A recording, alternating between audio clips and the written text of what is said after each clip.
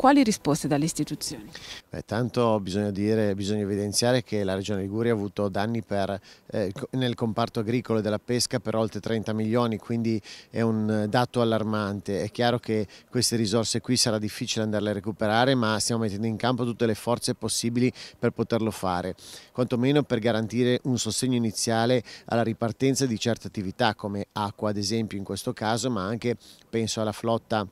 pescherecci che in Liguria è praticamente azzerata. Ci siamo attivati ovviamente subito col Ministero, abbiamo sentito più volte il Ministro, abbiamo attivato la misura 1.35 del FEAMP che potrebbe garantire una certa liquidità, abbiamo chiesto l'attivazione del Fondo di Solidarietà Nazionale, ma recentemente incontrandoci anche con le altre regioni stiamo provando ad accedere ai fondi del Fondo di Solidarietà europeo. Quello dovrebbe garantirci una certa sussistenza e un aiuto per queste imprese. Ovviamente noi ci sono anche delle altre misure che possiamo aprire, apriremo una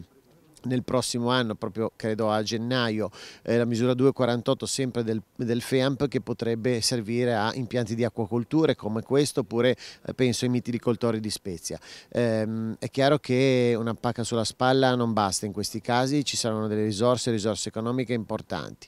Abbiamo anche ho contattato anche diversi istituti di credito che potrebbero garantire un prestito a tasso agevolato proprio in questi frangenti, ad esempio c'è il Banco di Chiavari che si è fatto avanti, ma c'è anche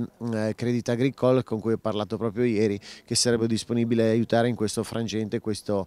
comparto sia acquacoltura che pesca ma anche agricoltura per fare la loro parte.